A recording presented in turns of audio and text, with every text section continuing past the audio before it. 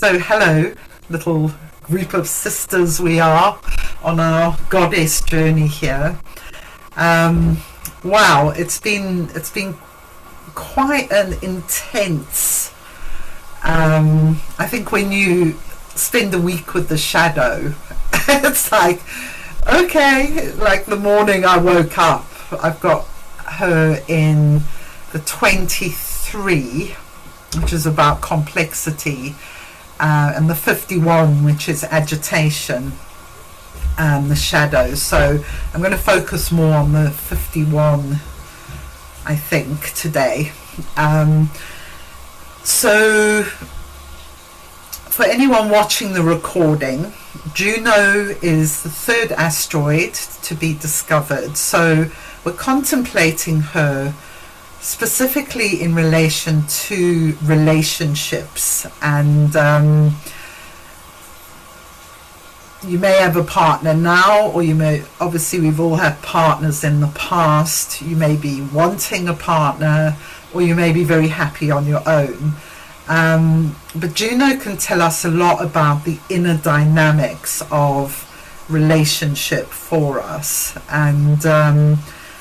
And what I like actually about the gene keys, some people think, oh, that's probably going to make it too complicated. But in another way, I think it makes it more simple just to have a shadow, a gift, and a siddhi to look at and think, okay, is the shadow at work in me?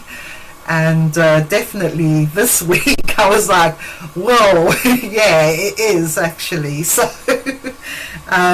it's always kind of good to see it. And then, you know, I guess the whole thing with contemplation is to realize the gift is coming out of the shadow and the siddhi. And so if we just push down the shadow, or we deny the shadow, then we almost like slam the door on the gift and the siddhi as well. So without getting too bogged down in it and feeling that it's something personal, it's good to kind of allow ourselves that to be at that edge of darkness or woundedness inside. And that's what we're doing really. So we have this week to talk about the shadow. So in terms of the sharing, if we can stick to Juno, and we can stick to the gene keys that Juno is in, and share round about 10-15 minutes each. It's not too many of us here today, so that should be okay, I think. Okay, so I'm not going to say anything more about Juno generally, but in the sharing, hopefully we're all well seasoned contemplators, but for anyone watching this to kind of get a sense of how or what path to follow, I guess, when contemplating an asteroid in the gene keys. So I'd like to read the book and see what kind of stands out to me. And it's interesting because you look at a gene key, and for me it's always something new that kind of pops out that I may not have really got before. So I think you get what you need in the moment. And yeah, and the second thing is there's the audios, which if it's not in your profile, which neither of these gene keys are for me, the 23 or the 51, then you can buy the audios for $2, and they're about 20 minutes, and that's another way to just get more into what is the energy of this and what's standing out to me right now. Okay, so I'll begin with 23, which moves from complexity to simplicity to quintessence, and I think the mudra says it all. You begin with the 5 fingers, the quintessent, and you kind of bring it in, you know, to what's the quintessence of this contemplation, or what I'm receiving from this. So one of the wonderful things is that Milena kindly shared some quite in-depth Sabian and Chandra symbols. So the Chandra symbol really kind of popped out at me, and I think a lot of people will relate to this, woman in relationships, even if this isn't your symbol. So this is a symbol for I think it's for 24 degrees Taurus, which is where my Juno is. And I'm going to say a woman because I'm a woman, and it's a woman with no mouth. The image seems at first glance as a handicap, but the woman has obviously made it to adulthood without eating. So the image is about a very deep and primitive form of independence. It also implies that the individual is beyond words, is instead a person of action, one who deals with tangibles more than concepts. So that for me stands out, because amazingly, almost every relationship I've chosen to be in, there's a reason why the other person's voice seems more important or is louder, and there's this feeling in the relationship of not speaking in some way, not expressing. And I also have Saturn conjunct my Juno, so Saturn will have that constriction effect on any planet or asteroid it's next to. So it kind of enhances Saturn. I feel this, the woman without a mouth.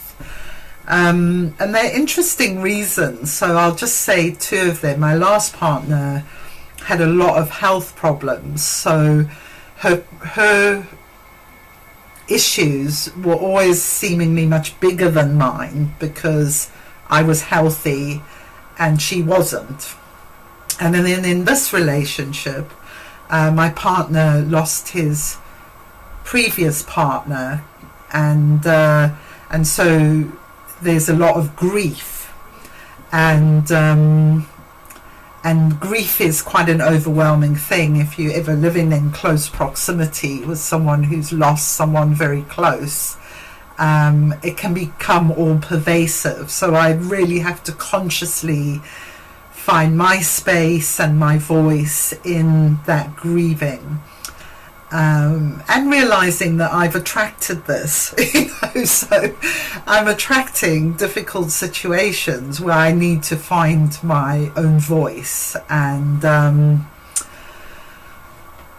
but underneath that is also this very independent part of myself, that I can exist alone. Astrologically, for example, I've got like a lot of planets in the first house, and people with that tend to be okay on their own. So there is a level of me that can kind of cope with these situations as well. So the Chandra symbols picking up some interesting kind of themes there for me, and helping me to see, like in my different relationships, how I've manifested and chosen the kind of person who brings up these issues. So the quintessence bit, the thing about being more about conceptual or tangible, that's an interesting one, because a lot of us here into gene keys, human design, astrology, and when you speak that language, most people don't understand what you're talking about. So I've gradually learned to be much more tangible and try and do these kind of things in a tangible way and not too conceptual. So that it makes sense to why asteroids matter in our lives. They're not just for the mind to kind of play with. They can actually make a real difference to how we live and how we feel and how we behave when we really start to ingest them deeply into ourselves. Okay, so let's talk about the 51. So the 51 is a very powerful, it's the hexagram is thunder over thunder, and this is an initiation gene key, and it's one I really like actually, because a few people I know who have this gene key in their profile have acted as initiators for me actually. So whenever I meet this, I'm like, oh, I quite like this, like shocking you know, sword in hand kind of person. Even though their energy can be really shocking, it can also kind of really cut through the crap and kind of the ego's stuff, and it can kind of cut to the heart of things.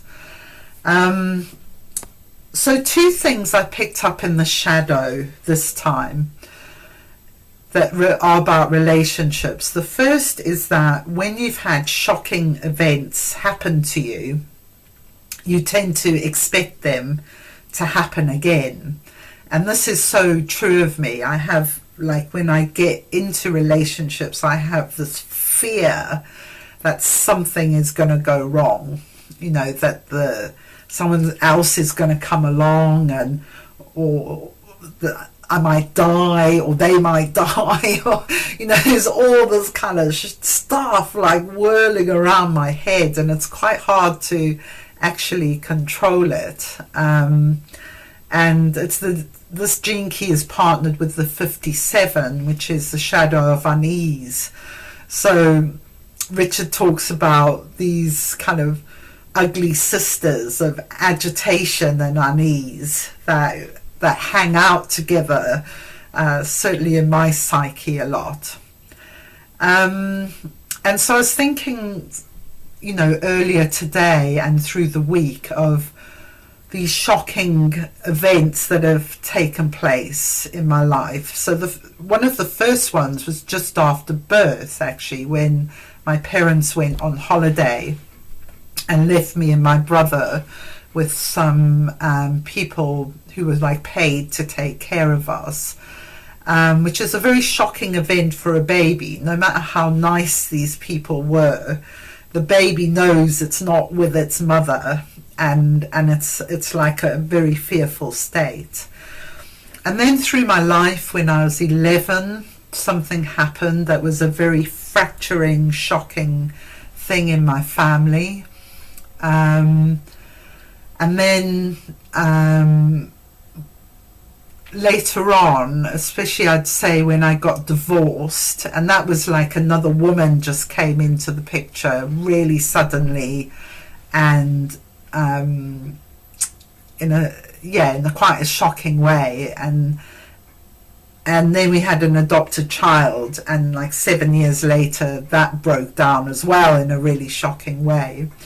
So there's a theme that's running through these shocks for me that's about fragmentation of the sacred relationship, the trust in the relationship, and then the family kind of splintering as well around that. So it's quite amazing actually with this to really see that pattern so clearly. And I have thought about it quite a lot because I've done the Venus sequence and in the gene keys, so I've gone into this, but just sort of seeing it like this, I'm like, whoa. You know? And I'm feeling it again right now. So the other thing 51 mentions, which I don't think I've ever picked up on this before, is about the competition between human beings. And this plays out for me, especially in competition with potential sort of threatening females. And it's kind of interesting because my partner now, you know, his partner who died is kind of ever present. So it's a strange situation where there is a third person present, but they're not alive. So that's like another level of strange kind of feelings of agitation, and but sometimes it pushes me into unity consciousness as well. That's the higher frequency of it. So what I'm describing here is when I'm in the low frequency, it feels like jealousy and envy and who's more important, me or her, or all this kind of thing that goes on. So yeah, it's been a really powerful week, just sort of plugging into those shadows. Yeah, is there anything else I wanted to say? So it talks about 51 is it's a portal into fear. So I think whether we have this gene key or not, and the 57, the unease, we're all subject to forces of unease and agitation. Interestingly, I'm also playing the Delta game, and I'm in the 57 this week, so I had the opportunity to kind of plug into both of these at the same time. And yeah, so they're much bigger portals than just my own. And also, so many people I talk to in relationships are experiencing at some level this, it's like a profound lack of trust in life. But when you act in your relationship or in the world from this place of mistrust, you actually then create things that are the things you really didn't want. So yeah, a lot of my work in the Gene Keys and in my spiritual practice has been about developing trust in life, trust in myself, trust in other people, especially women, actually. So yeah, this thing about women hadn't been there for quite a long time until I was with the man again, and then it sort of cycled around again. So I really believe in the sisterhood and, being impeccable in our behavior towards other women, and honoring other women, and so not adding in any way to that field of competition from my own part, and cleaning up my own karma. So yeah. Okay, so I'm going to pause there and I'll stop the recording, and if you're watching this, please join us next week for the gift if you would like to, here on Soul Tribe. So I will pause now.